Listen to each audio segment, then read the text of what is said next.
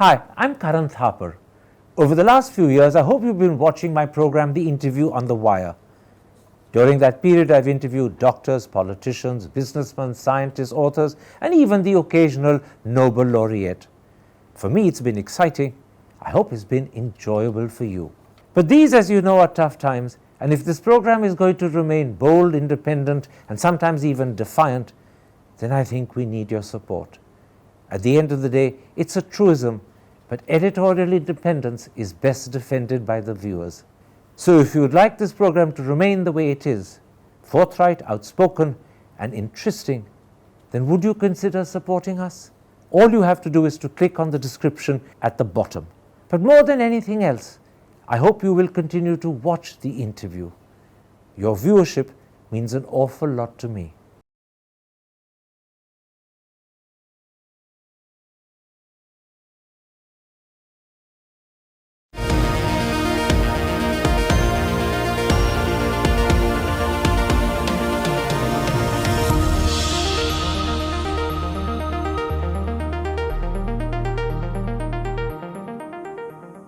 Hello and welcome to a special interview for The Wire.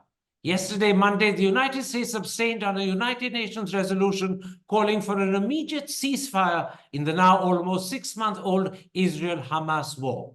So today we ask, how significant is this development, or is it merely cosmetic and nowhere near as meaningful as it at first suggests? Joining me to answer that critical question is one of our diplomats who understands this part of the world better than most. He's India's former ambassador to Saudi Arabia, Oman, and the United Arab Emirates, Talmiz Ahmad.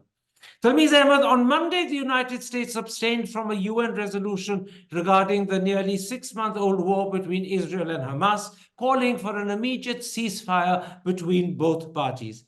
As you know, it has vetoed all previous such resolutions calling for a ceasefire, but this time it chose to deliberately abstain. So let me start by asking, how do you view this abstention? The United States is desperate. They are facing an election, and all polls show that Biden is trailing Donald Trump. It seems as if just a few thousand swing votes will make the difference. In the meantime, US total support for Netanyahu and for Israel has alienated large sections of American opinion. Young people, Arabs, Arab Americans, also large sections of the Democratic Party. So there is a beleaguered president desperate for his own survival. And he is looking at another prime minister in Israel who's also concerned about his survival. So what you really have to frame this arrangement, this resolution within, is the absolutely desperate attempt by two jaded politicians, desperately self-absorbed, looking to see how they can contribute to their political fortunes. I, at this stage, attach no value to the resolution. It doesn't go far enough. It is only for 2 weeks. It is largely cosmetic. And of course, the Israeli Prime Minister has rejected it with supreme contempt. Let me quote to you what Jeremy Bowen, the BBC's international editor, has written on the BBC's website this morning. He writes, and I'm quoting, President Biden has decided that strong words are not enough. Removing diplomatic protection from Israel's conduct of the war is a significant step. It shows the depth of the rift that has opened up between the White House and Israel's Prime Minister Benjamin Netanyahu. Bowen is suggesting quite clearly that in his eyes, this is a significant development. I think he is completely misguided. What you are looking at is that there is no reduction, no dilution whatsoever of the total American support for Israel. We have seen massive movement of American military equipment now being shipped to Israel from 8 October every day. And all the bombings, all the mass murder that the Israelis have carried out in Gaza is entirely with American military equipment. And that has not abated, that has not been reduced whatsoever. Also, the United States has given total political support, to the Israelis. You will recall that the first resolution that the Americans vetoed was in the middle of November, when already more than 20,000 Palestinians had been killed. It had called for an immediate ceasefire, and the Americans vetoed it. So, for several thousand Palestinians who have died since then, their death is entirely due to that veto. Now you come further. The Americans have also declared that that the use of their weapons by Israel does not violate humanitarian law. I think the American administration is on some other planet. The mass murder of 32,000 Palestinians, 14,000 children, 7 to 8,000 women, actual siege of hospitals and denial of medical services, denial of humanitarian assistance, and the Americans have the temerity to say this is not a violation of humanitarian law. I don't attach any importance whatsoever to the shenanigans that you are seeing now in Washington. Let me put it like this. I hear what you're saying about the American position. I hear you said very clearly that the American administration is on another planet. However, the strength of the response from Israel and from Benjamin Netanyahu clearly suggests that even though you don't take this seriously, Netanyahu clearly does. He's not only called this a clear retreat, he's been angry in his condemnation of it. He said it harms the war, and more importantly, it harms attempts to free hostages. He's also then taken a further significant step. He's cancelled the visit of a high-level delegation to Washington, which had been invited specifically by Biden to discuss the basis on which Israel would carry out its Rafah incursion. Those are significant steps taken by Netanyahu, and surely they suggest that even though you're dismissive of what Biden has done, there is a lot of posturing and play acting going on right in front of our eyes. You have an absolutely desperate prime minister in Israel who is totally committed to his political survival. He knows that he has messed up. He knows that he will be discredited by history. He has never shown even the slightest interest in the safety of the hostages. The only person he has been concerned about is himself. Now, there is domestic pressure upon him to negotiate an arrangement for the release of the hostages. He has bypassed several opportunities in this regard because it doesn't suit his purpose. The minute there is a long-term ceasefire, a so-called permanent ceasefire in Gaza, you are going to have serious questions asked about his political leadership. Therefore, there's a lot of rhetoric, a lot of posturing, wanting to show what a great statesman and leader he is. I don't attach too much importance to that. What he is showing up, and this is more serious, he's showing up how completely pathetic the American position is in front of his posturing. They do not have the capacity to genuinely confront him and to actually use the kind of effective weaponry available with them vis-a-vis Netanyahu. They have continued the supply of weapons. They have continued to give him political support where he needs it. And that is with regard to the humanitarian law. Nothing has been done by the Americans that would truly challenge Netanyahu's position. Let's move a step further. We've established quite clearly that your view of the abstention by America is that it is insignificant, it is purely cosmetic, it is meaningless, and worse still, Israel is also scoffing at it, and Israel's scoffing is not a sign that Israel is upset. It's a sign that Israel doesn't take what America has said or done seriously. Let's move a step beyond that, because key differences have also emerged between the United States on the one hand and the United Nations on the other over whether this is a binding resolution or not. The US ambassador to the UN has said it's non-binding, but the Secretary General spokesperson, in direct refutation of the US ambassador, has said it is binding, and he added, like the rest of international law. In fact, the Secretary General himself has gone on record to say, and I'm quoting, the resolution must be implemented. Failure would be unforgivable. How do you read this difference between the US on the one hand and the United Nations on the other over whether this resolution is binding or not? You have just confirmed to me the complete amorality of the American posturing. They have abstained on a certain resolution, but they have ensured that Israel is not actually affected by it. And Israel has already rejected any such intervention from the resolution, and is going to make no difference on the ground whatsoever. Therefore, what I have argued earlier has been reconfirmed by this Americans saying it's not binding. For the sake of argument, suppose we were to say it is binding. Who is going to insist? Who is going to enforce it in Israel? I can't see any American action that would effectively force Netanyahu to do something he doesn't want to do. Well, let me come in at that point, because you're virtually asking yourself the question I was going to put to you. Almost certainly, Israel will ignore this resolution. And in fact, Netanyahu has already made it crystal clear that he doesn't intend to accept it or abide by it.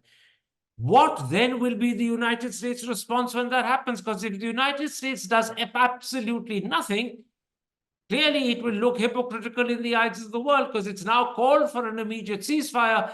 That is a binding resolution as the world sees it, even if the US wants to disagree. If therefore there is no acceptance and response from Israel and America does nothing, America looks hypocritical, it looks weak, it looks uncertain. So how do you think America will respond?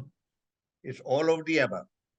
The US has looked pathetic and weak and amoral from 7th October. Recall the total support Biden gave Netanyahu. We wrecked to Jerusalem within a few days of the attack, stood by Netanyahu, even after the hospital had been attacked by the Israelis, and the Israelis then fooled around saying, oh, it is the Islamic Jihad. Biden, with no evidence whatsoever, agreed with the Israelis and said, I fully support Israel's assessment of what has happened. It is from there, a low point right at the beginning, which has consistently got lower.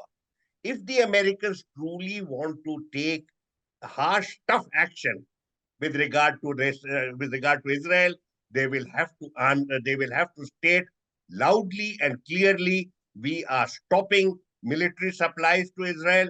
Number two, our military weaponry has been utilized for violation of humanitarian law, and this is not acceptable under American law as of now. But do they have that kind of courage?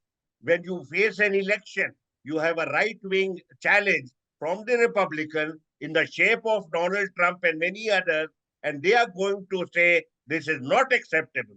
So I'm not sure which way they are going to fool around. I'm not sure. Can I interrupt at that point? You're suggesting, and I'm asking you to clarify whether this suggestion is correctly understood by me, but you're suggesting that on the one hand, America is torn between its pressure that led it to vote, or rather abstain, and on the other hand, its commitment to Israel and not wanting to let Israel down. It's torn between the two, the pressures that led to abstention and the commitment it feels for Israel. And as a result, America is happy to appear in the eyes of the world indecisive and even hypocritical when it fails to act and take further steps when Israel itself refuses to accept this resolution. America's putting itself in a very invidious position, isn't it? But it's happy to do so. With respect, it has been in this position for a very long time and has lost credibility. I have mentioned many times in the past that the reason why countries of West Asia have moved away from the United States is because of loss of credibility of the Americans in terms of providing security in the region. As of today, the only thing that matters to President Biden is his political survival in the forthcoming elections. And the that you're saying, community does not vote there. It is voted for by the Americans. Forgive me, I'm interrupting you. Right. I'm interrupting you. You're saying that is the real motivation behind the American abstention. He's securing the votes of Democrats who were wavering because he's desperate to have them on his side. He's not really responding to Israel's behavior in Gaza. It's his internal political compulsions that are at the top of his mind, not his concern about Israel's behavior in Gaza. That's absolutely correct. Absolutely correct. He is not bothered about Gaza. He is not bothered about Palestinians. He is not bothered about humanitarian assistance. He is not bothered about the mass murder of Palestinians. He is bothered about his survival. The problem for him is that his other guy in Israel is also bothered about his survival. And therefore, you have, as I call them, two jaded politicians, well past their use by date, today struggling for credibility and standing domestically. Let me, in a sense, bat on your side for a moment. I'm going to quote to you what the White House spokesperson John Kirby has said, and this was reported by Reuters this morning. Kirby says, and I'm quoting, our vote does not, and I repeat, does not represent a shift in our policy. Nothing has changed about our policy. Nothing, he emphasizes. Does that suggest that this is entirely a reflection of Biden's internal political domestic compulsions, where he desperately needs wavering Democratic votes on his side to shore up his position? It is not a reflection of his changing attitude to what Israel is doing vis-a-vis Hamas in Gaza. Does that, in a sense, underline and corroborate the point you're making? Absolutely. You see, the American president is concerned about the systematic alienation of large sections of the electorate who are traditionally his supporters. The Arab Americans, the young people on the campuses, and large sections of the center and center left within the Democratic Party. And he has actually alienated them. And he's afraid, and the polls show that only a few thousand votes are going to make the difference. But he's also worried about the challenge that would come from the right wing, from the Republican Party, and Donald Trump. Donald Trump has a long record of total support to Israel and to Netanyahu, and he's going to scream blue murder very shortly. So I think that Biden is really in a bind. And that is why, because of the absence of morality, absence of a vision, absence of strategy, you find the presidency floundering by the day and looking pathetic. But even though one would prima facie accept what you say, that Biden is in a bind, nonetheless, this could not have been an easy decision for Biden to take. He's deeply attached to Israel. We've known that for a long time. He calls himself a Zionist. He said so publicly when he visited Tel Aviv just after October the 7th. And he's provided Israel with enormous emotional and, more importantly, military support. Now, America is indicating to Israel, as Jeremy Bowen says, that Israel's impunity from international pressure has limits. Even if that's only rhetorically said and is not going to be followed up by action, it couldn't have been an easy thing for Biden to say, even rhetorically. I have not seen Biden actually come out publicly adopting a posture that would indicate either vision or morality. He has allowed his vice president, who has been in the shadows for nearly 4 years, to suddenly emerge as a statesman and, number one, call for immediate ceasefire, and number two, threaten yesterday that there would be consequences, not from the president, from the vice president, totally ignored by Israel. Number two, they have used the Senate Majority Leader Schumer to make aggressive statements about Netanyahu, saying he is now a political liability for Israel. Not from the president, from the Senate Majority Leader. So what Biden is doing is using a set of proxies who carry no credibility in Israel, and at the same time is distancing himself from these tough positions.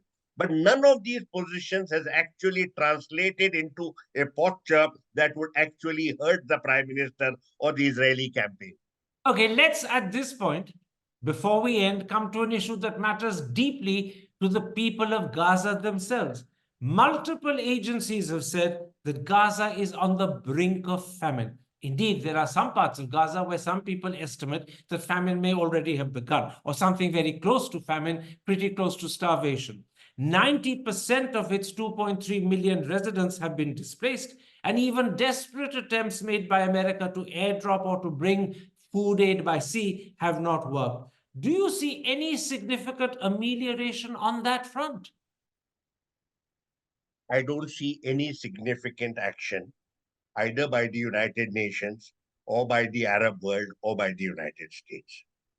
The Palestinians have become a very minor pawn in the larger chessboard of political interests, particularly in Israel and in the United States, and to some extent in certain Arab capitals.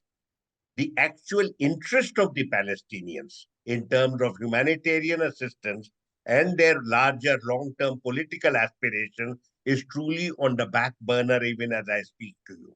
I would really love to see actual action being taken to ameliorate their situation.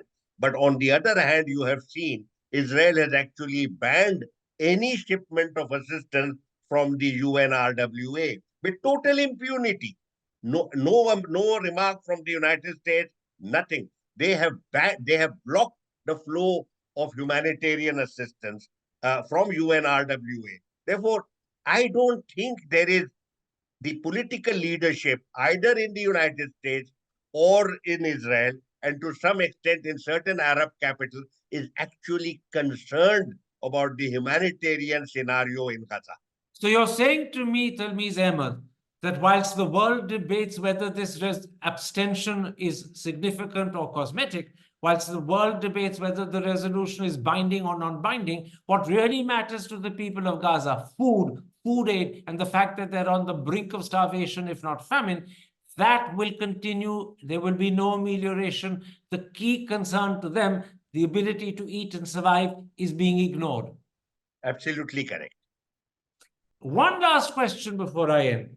Now that the UN resolution for an immediate ceasefire has passed and is part of international law, do you believe India will publicly endorse this? So far, there's nothing but silence from Delhi. You see, I have mentioned this with a very heavy heart and deep anguish. India's position on any of these issues is entirely irrelevant. We have no interest whatsoever other than making a few cosmetic remarks here and there. We have no real interest or commitment to any of the larger issues that have been thrown up by the Gaza war and its various ramifications insofar as Lebanon, Iraq, and Yemen are concerned, as also shipping. To some extent, Indian Navy has been deployed in the Indian Ocean to protect shipping, but that is all. There is no significant commitment. You are aware that the priority, as you and I speak to each other, the priority of our top leadership is the forthcoming election. And all that goes into enhancing the leadership's ideological commitments and their political agenda. Do you think that anyone in the top leadership is even minimally interested in what is happening in Gaza? So a loose remark here or there, it serves no useful purpose. I say this with deep sorrow because I would have liked to have seen a robust Indian role, not just with regard to the larger issues, the issues that are taking place in West Asia separately, but very much as far as the Gaza war is concerned. We have a long history of commitment to the Palestinian cause, but we have seen no evidence of any sincerity or commitment in the last few months of this conflict. So, in a nutshell, you're saying because India has become irrelevant to what is happening between Israel and Hamas, our silence is equally irrelevant also. Well, you see, I have said this and it pains me again. No one in any world capital is waiting with bated breath to hear what we have to say. It just doesn't matter. Whether you say something or the other, it is irrelevant to proceed. When you make a remark, you have to be committed. You have to be sincerely involved. You should be able to make your voice heard, and you make your voice heard on the basis of values, morality, and sincere interest in what is happening. If I had been, I would have encouraged my government to take a firm moral posture with regard to the mass murder that has taken place in Gaza. We should have publicly remonstrated with Benjamin Netanyahu and said enough is enough. We should have we should have spoken to various Arab capitals and said, let us put forward a peace initiative, a strong peace initiative that will look after the interests of the Palestinians immediately and also look out for their political aspirations. None of this has taken place. So how am I going to say that anything that emerges from Delhi is of any interest to anybody? Talmiz Ahmad, thank you very much for talking to me. Take care. Stay safe. Thank you very much, and all good wishes to you. Hi, I'm Karan Thapar. Over the last few years, I hope you've been watching my program, The Interview on the Wire. During that period, I've interviewed doctors, politicians, businessmen, scientists, authors, and even the occasional Nobel laureate. For me, it's been exciting. I hope it's been enjoyable for you. But these, as you know, are tough times, and if this program is going to remain bold, independent, and sometimes even defiant, then I think we need your support. At the end of the day, it's a truism, but editorial independence is best defended by the viewers. So if you would like this program to remain the way it is, forthright, outspoken, and interesting, then would you consider supporting us? All you have to do is to click on the description at the bottom. But more than anything else, I hope you will continue to watch The Interview. Your viewership means an awful lot to me.